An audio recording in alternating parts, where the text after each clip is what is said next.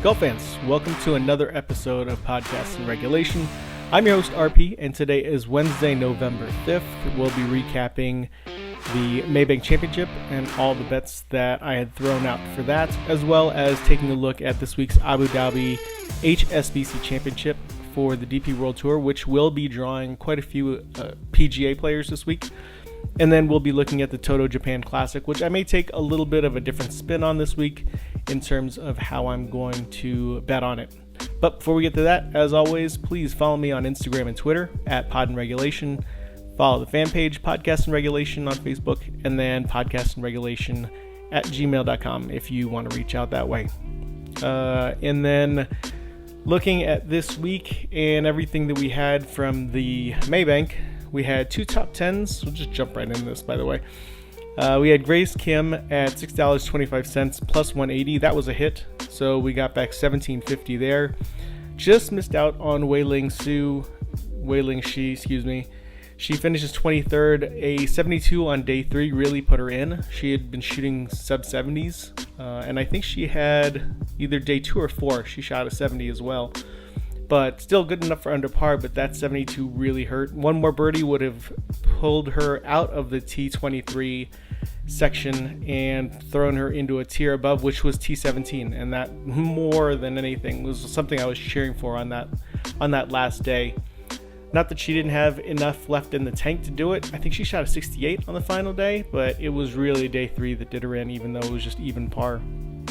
And then for my top 10 predictions, had a T4 for Seyoung Kim. That was a big hit.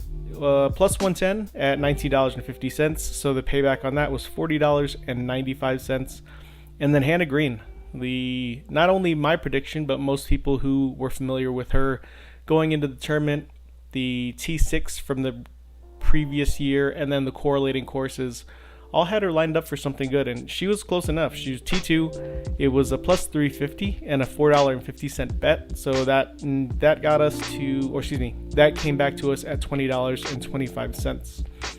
The top 5 picks, one big hit was Ginu. She came back from, I'd say, quite a ways back after day 1 and halfway through round 2. She slowly started to creep up the leaderboard. She finishes T4, I believe, is where she was at. But Celine Boutier couldn't really get anything going consistently, and Nasahara Oka finished T33. So those last two were misses. As for Ginu, she was a $12.25 bet for a plus 110. So $25.73 coming back there. And then the biggest win of the weekend was the first round leader for Hae-Jin Choi. You saw that there were, I think, 4 bets that I put out there, all equal, $3.50, but her payout was plus $2,000, so $73.50 from that alone. Then we had round 1, Lynn Grant versus, who is this? Let me take a look here real quick. It was Lynn Grant versus Minami Katsu. Sorry, I was getting ahead of myself. I was looking at my 3-ball already. But this was a head-to-head matchup. Missed that one. Lynn Grant had a really overall great tournament. So that was a pretty easy loss for me there. But then we had the 3-ball.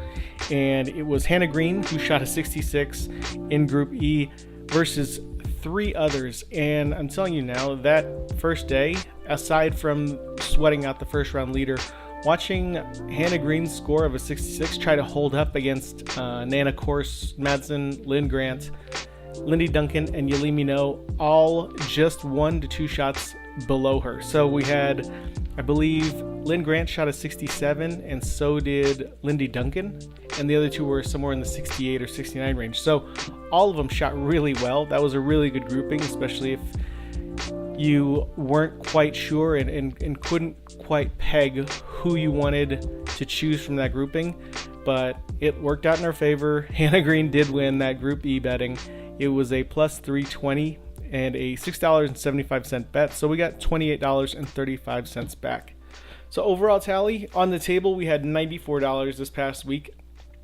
And then the payout was $206.28, meaning we did make $112.28. This may be the last week I'm looking at for record.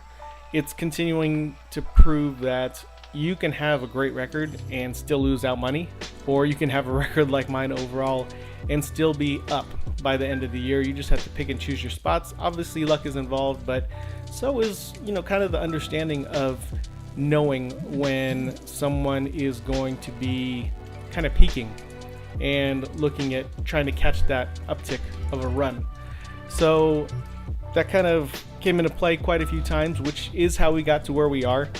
This week's record was 6-4, so overall record, now that I won't be paying attention to it from here on out, 73 and 180 for this season. So I'll gladly take that, but even more so, our bankroll is up to $1,228.95. So obviously the tally and the money, the bankroll, I'll continuously go back to that and keep you up to date. That's just part of the whole thing. But record-wise, I think this is one where you can pretty much throw in the trash. Golf and things of this nature, when the odds are so high or so low, you're just picking and choosing when someone like Nelly Korda is going to end up in the top 20 for a minus 200. I'll take that all day and put a good chunk of money into it, especially if she's in kind of that middle stage of where she's just been playing lights out for 6 or 7 straight weeks. May not come up with any wins, but when she's coming up with top 20s and top 10s, it's hard to ignore her. And it just seems like a safe bet when she's kind of in that zone. So that's just one example. But overall, like I said, I think records are just going to be thrown out the window from here on out. And it's one less thing for me to track. So let's take a quick peek first at the Abu Dhabi HSBC. I think this is where I am going to take more of a traditional, the usual place finishes and no live bets, and you'll see a lot more coming for the women's side for the Toto Japan Classic. So as much as I like covering all of this as a whole, the DP World Tour this week is the Abu Dhabi HSBC. Like I kind of mentioned before, with the draw of a lot of the PGA Tour players, a lot of people who have played already on Euro Tour or regularly still visit on occasion for events, Rory McIlroy, Ludwig Oberg, Shane Lowry, they're going to be making an appearance this week, as well as some live players and the usual suspects of a lot of the names that we've bet on throughout the course of this year for DP World Tour. So I'm not going to go too in-depth. Actually, I might not go much in-depth at all with some of the course statistics or what we're looking for, because I think it's going to be a really big mix and match. I think you're going to see a healthy number of live players kind of in the middle of the leaderboard, but I think you'll see the leaderboard top out with 2 or 3 PGA players and then a smattering of the usual DP World Tour players that have had really good years this year. And guys like Elvis Smiley, who have come on pretty strong the last 2 or 3 weeks, but even more so, he was somebody that I had been eyeing since the beginning of the season, and you guys know it. We're hoping to catch him on an uptick and see him kind of rise to a little bit of a plateaued season, seeing some consistency, seeing some form where some courses or some tournaments he hadn't played well. He would start to probably outperform some of those numbers and some of those expectations, but it didn't really quite manifest for him. He did cut and miss some cuts fairly regularly. I hate to say regularly, but overall he's shown flashes of brilliance, obviously, and then over the last 3 weeks, again, showing what he could potentially do. So now it's just a matter of how far he can keep that level or sustain that playability where you can count on him week in, week out, or for a top 30, top 40. But that's how we were taking him earlier, and it just wasn't panning out, so you'd see me lean away from him for quite a bit. That being said, me mentioning him now, he's a minus 275 for top 40, and that's where I'm going to take him right now. Also looking at a top 30 for Hugo Coussaud, he's a minus 115. He just kind of pops in and out of these top 20 positions, so I'm giving him 10 more spots to play with, 10 more spots for me to make money, and I think 30 is a really good spot for him there. And then top 20s, Shane Lowry at minus 140 seems a little low. Seems not so much in my favor, but I still am going to count on him to get there. You'd think he would be a minus 200 or something like that, but maybe there's something that I don't know. Maybe there's something that's gone on the last couple of weeks that I haven't caught wind of, but it just seemed a little off there. I would have suspected he would be pulling the same types of odds as a Robert McIntyre, and same deal. I'm taking Robert McIntyre and Shane Lowry in the top 20, but Bob McIntyre is at a minus 200, so I was a little surprised that they weren't quite around the same range for odds. And I'm going to skip the top 10, going straight to a top 5, going Ludwig Oberg for plus 240 and Rory McIlroy for a plus 137. I am a little leery of the Rory pick, but overall it's hard to ignore just his overall play and his ability to play on U.S. soil and anything other foreign that he usually partakes in. So it's hard to ignore that part, and I think that's why I can't just leave him completely off of any bets. The odds at 40, 30, or even 20 weren't so great. Plus, you see when it's finally in the positive 137, at least it's worth enough to pick up a little extra money on that side. So no extra bets for the Abu Dhabi. I'm just going to keep it pretty simple and keep it at that. How much I'm betting, still yet to be determined, but you'll see that probably obviously before you hear this podcast. So that's where I'll leave it. We'll head on over to the Toto Japan Classic and take a look at that one. So in terms of course and conditions, stimp, all that good stuff, they're going to be pretty slow, or I guess fairly average when you're looking at their hope for a 11 to 11.5 on the stimp. What we're really going to be looking for is a lot of scrambling. It's going to be a par 72 playing to, 6,616 yards. But you're dealing with a lot of trees, but even more so, you are messing with 5 water holes and quite a bit of sloping fairways that are fairly narrow. So strategic in your tee shot, hopefully very accurate from that point as well, and then being able to recover. I don't think you're going to see a lot of stats around the green making their way onto a leaderboard. I think what you're going to have to deal with is playing safe down the fairway, avoiding some of those natural obstacles, but then greens and regulation are going to be big. Weather shouldn't play too much of a role either. From what I've seen, there may be a day or two of some wind gusts throughout the day, but nothing consistent. No poor weather, and I don't see any signs of rain or any of that. So pretty clear. They may back off a couple shots here and there, but overall it looks like they have pretty much clear sailing for this weekend. So in terms of approach and greens and regulation, that is going to be the primary stat I'll be looking for, because who cares if you're a little short but in the fairway?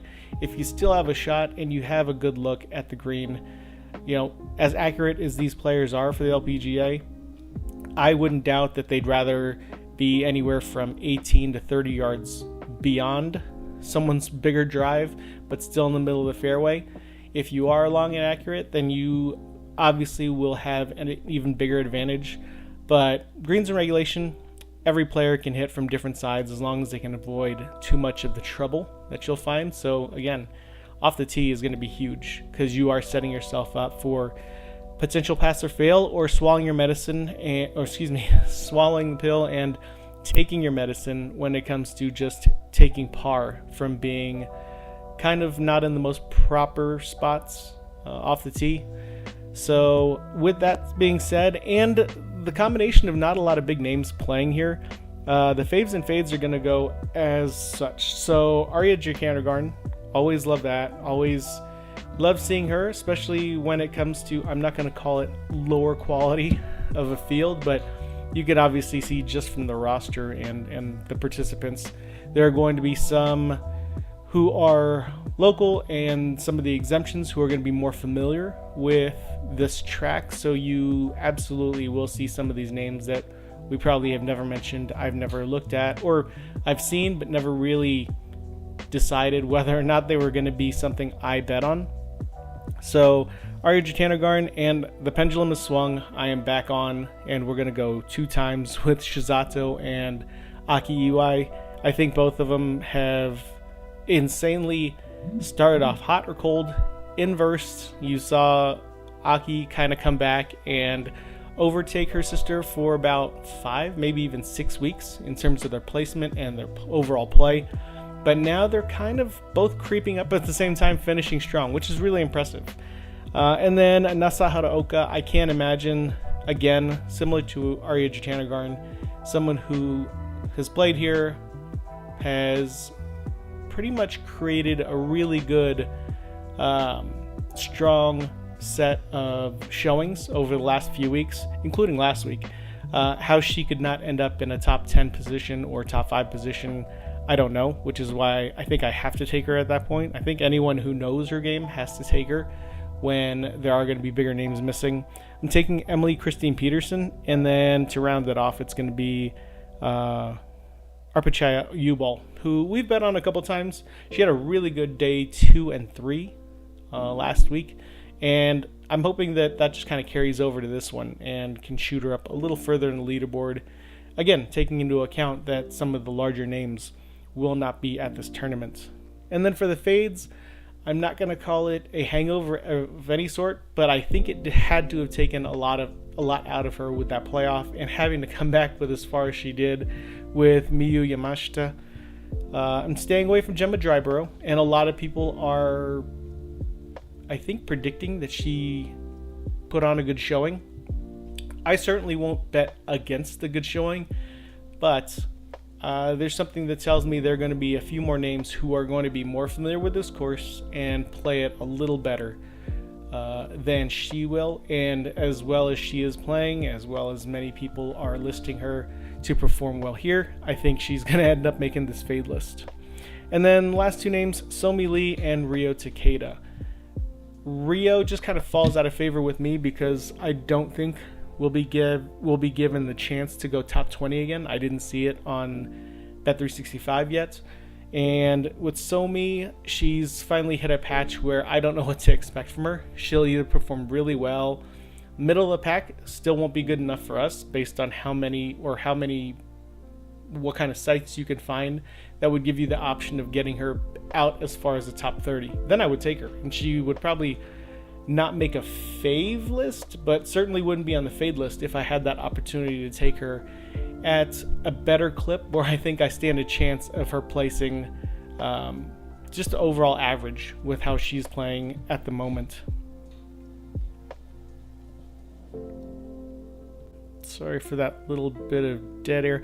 Actually, I did forget somebody. It was on my later notes. I just forgot to draw an arrow. I am going back to Ayaka Furue. She's played here. She's played well. The outing she had last week was more than enough to tell me that, whatever quote-unquote slump that I was looking at, or that all of us were looking at, where she had just been top 30s or 40s, that's one hell of a slump. I'd love a slump like that. But I think this may pan out well for her to throw up really low numbers and shoot up that leaderboard. So she's another one in the favorite list. And just like that, I did mention I was going to be treating this a little differently. So for faves and fades, I totally am looking at DFS, but it's looking like there isn't a whole lot of value. A lot of the names that are familiar with the LPGA Tour have gone up in value because the lack of some of the other names who aren't going to be there. So DFS-wise, I'm not sure if I'm going to put that in unless I could really find value in how other sites value one player from another. If they have them in a completely different tier where I would have them at least higher in my book, but they haven't quite paid attention, I'd be all in. So I would honestly just take that list that I gave you, and if you're going to do DFS, maybe you lean on that if anything else. But it's still yet to be seen if I can find that.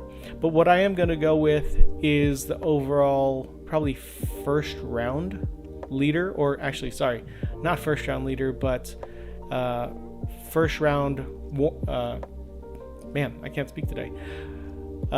First round 3 balls. So going with Ayaka Furue, who I did just mention. In the first grouping, it's plus 130 for her against Somi Lee and Ji Shin. Ji Shin, someone else had mentioned that she most likely is due for a good tournament, not to mention one that she's familiar with. So I'd look out for the name, but I've looked at her stats, I've looked at everything else. It's intriguing, and more than anything, there is an interesting perspective to take her now. We'll see how that goes. I don't know if I'm going to put any money on that. And then, even though I did fade her, overall, I think I am taking Miyu Yamashita in the Minji Lee and Shuri Sakuma matchup. it's just one round, and I think that she can build off the one round here, and that's where I think, again, not going to call it a hangover from a win, but maybe a little fatigue. So kind of not counting on it, but that's kind of where my mind goes, and it's hard to kind of pull away when the gut is telling you she'll have a couple good rounds in there, maybe even 3, but enough to pull off another win. I'm not betting on that part. And then we are going with, again, it's another fade, but she is going to win this one, at least in my head. It's Ryo Takeda versus Julia Lopez Ramirez and Sora Kamiya. I think that she's a plus 110 there. So they're certainly looking at it the same way, with Sora coming in third. I think she may be one of the locals who has a little bit of a leg up with course familiarity and everything in that nature. So she may be a favorite, and she may be a good challenge to Ryo Takeda. But again, if we're just looking at singular rounds, especially a first round, I think Ryo probably takes this one. So that'll do it for this week's Podcast and Regulation. I don't have much beyond that, and I don't want to keep in mind you should take a look at the Facebook fan page early afternoons before they tee off for each round, as well as Instagram and Twitter at Pod and Regulation for any live bets that I'm going to put out. So you've seen a few of these, you've seen my faves and fades, but this week, with the lack of star power, I probably will be looking at who the hottest golfer is at the moment, how their current matchups go, and then who is being grouped with them as they reconfigure after the cut. So keep an eye on that. Most likely I'll put out 2, maybe 3 other bets this week on the LPGA, but this is all you get from me now. And then as for the Abu Dhabi, I don't think any live bets will be going on there. I may purposefully stay away from that and just kind of let my bets ride out. Hopefully you win this weekend. Hopefully you, if are taking the same picks, we all come out on top. But until then, I will see you next week with this recap, and then see what goes on next. Maybe we even throw on a little PGA next week. Guys, take care. I'm RP. This is Podcast and Regulation, and I'll talk to you later.